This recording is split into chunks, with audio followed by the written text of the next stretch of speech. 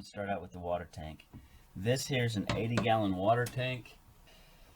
We bought this 80-gallon water tank because it was the only corner unit they had, and it was to save space.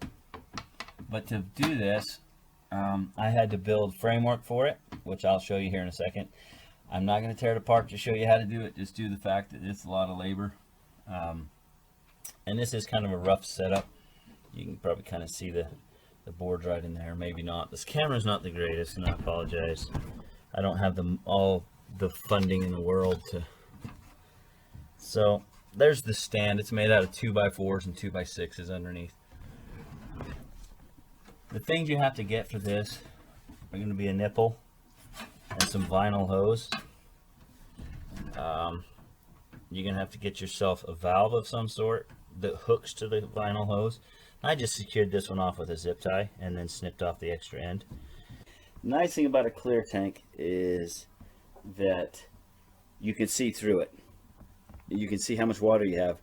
The bad news is you have to use that water quickly. So it's a good thing and a bad thing. It's great for the cabin. It fits. It's snug in the corner. So, well, let's get to seeing how I built this thing.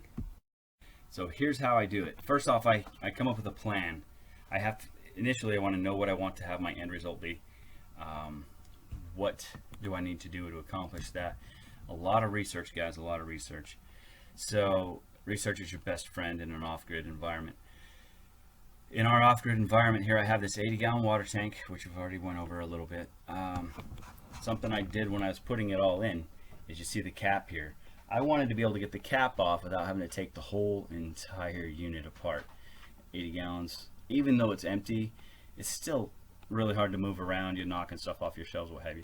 So if you get a tank like this, make sure you leave some headspace for the cap to come off. You measure it from the floor to the top. You figure out how tall this is.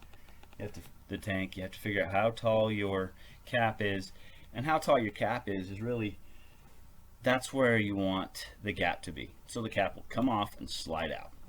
In a small house, you need every square inch to be utilized, or be able to be utilized. But I made my ceiling really tall. I got plenty of headspace. Okay, so now we're down here on the bottom. You can see the strap real good. The retaining strap is what I'm going to call it. I've anchored those. Now keep in mind, these are structural. These wooden pieces here, they are structural. Okay, they are part of holding this thing back.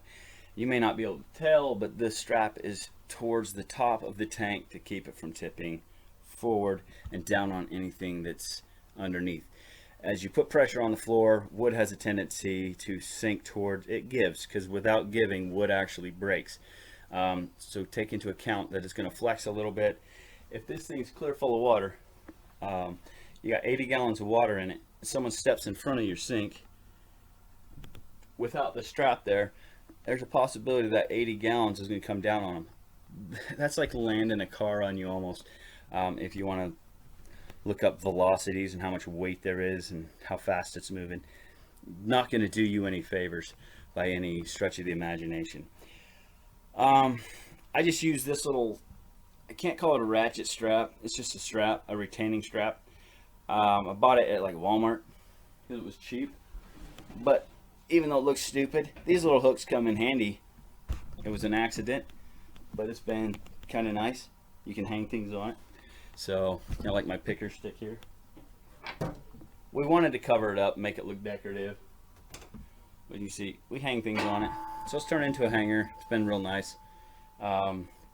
So let's go underneath this thing and we'll check out the structure of it all. Okay, so here we are underneath the structure of the sink. Everyone probably recognizes the pipes, maybe not. It's hard to move around under here. Ow. See, I told you I didn't have it anchored down. I think that turned out to be a good thing for us all. So I don't have the sink completely anchored in. See the we can see the crack right here, right? So I'm not finished with this. I have not completely decided how I want this done. So the vinyl hose that I was showing you before, I have plenty of it down here, and that is so that when you want to fill up the dog bowl or whatever without a faucet on there, you can pull it out. I'll show you here in a minute. You pull it out and you can use gravity to increase your pressures. So I built a triangular structure here and along the back side. I gave it a cross brace here because that pressure I was telling you about when it's pushing down, I don't know how much pressure is pushing down on the bottom of this thing. I didn't do all the math on that, but it's enough that I'm sure this tank was designed to sit on the floor. So if it's designed to sit on the floor, the bottom is supposed to be supported, and if there's nothing there to support it, it'll sag and deform. And if it sags and deforms, it can act kind of like, you ever play with one of those toys where you hold it and it just rolls through your hand?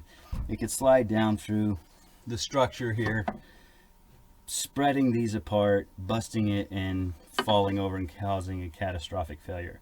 So I did not do that.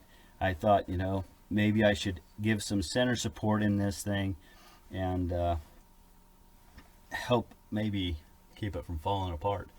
80 gallons is a lot of water coming down on your head. It is empty, which is a good thing. I'm underneath of it. But structurally, this is a 4x4 post.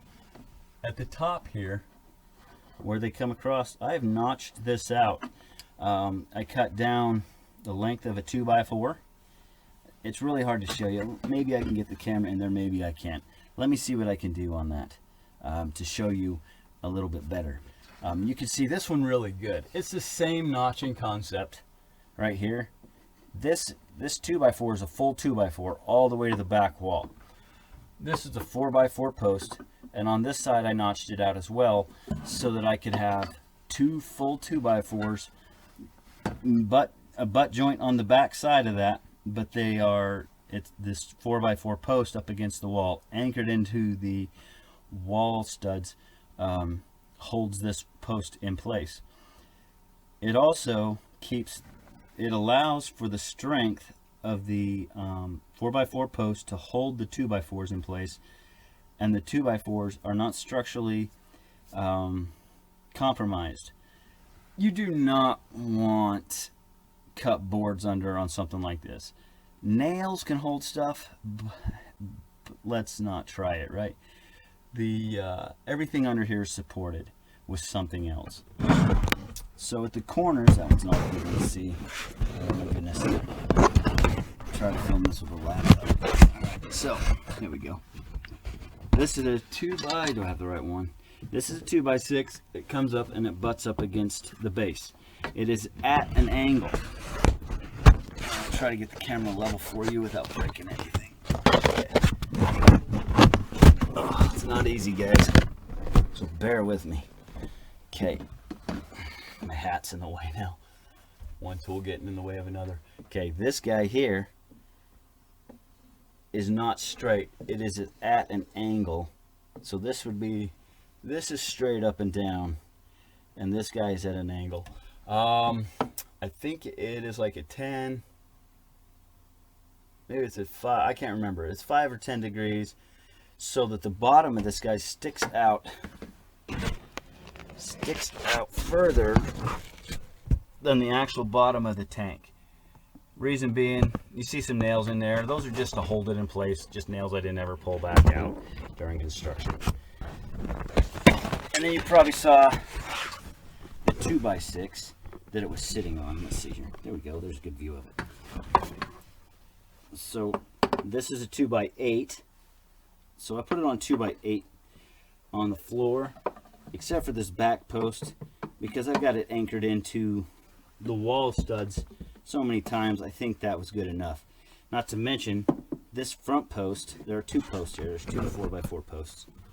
Let's see if I can get a good angle here without throwing my back out. Okay, two 4x4 posts, 4x4 and 4x4 posts.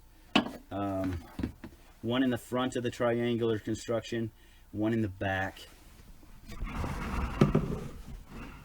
to create that triangle. I'm in my own way. This is not easy. And now I got pipes all over my weight. So, you see, filming this it would have been a lot easier to film while it was torn apart, well, before I even constructed it. This 4x4 post my shoulders against is also at the same angle as the side post. There we go, that's good. Alright, so this is at an angle, right? Running sideways. This is at an angle towards the tank. So it's kind of a tripod effect. It's doing this to give you a wider base, and then adding these guys, these guys on top of the actual floor to spread the weight and the load. Remember, you got 80 gallons above our head pushing down on us, right? If I was to put 80 gallons on just this little stick, over time the wood would fail, especially if we're not over a floor joist underneath the floor. But we don't want that. We want it spread out, the weight spread out, to minimize warping on your floor. And I've went really close on my floor joists. Like I said, there's nothing under this building or in this building. Well, I guess I don't have to take that back, other than the bracing on this that is less than a 2x6. So build it tough, build it strong, and you won't crush yourself with a water barrel.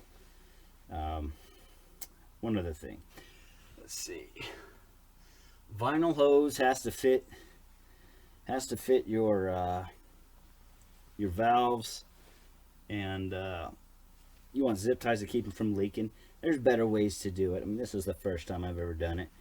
This is a rough draft. I can't remember who it was. He said, build your first boat last.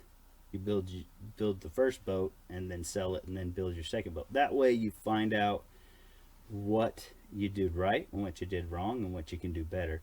So this house cabin is always a work in progress. The one things I'm glad I did use, deck screws. They have that coating on them, keeps them from rusting, which will eventually cause structural failure, and you won't see it. It's like termites. The other thing is they're rated for a deck, a big heavy deck for putting heavy things on there, so they're really good. So there's no corrosion that's hidden, and you can put them in and take them out quite easily if you don't strip the heads out.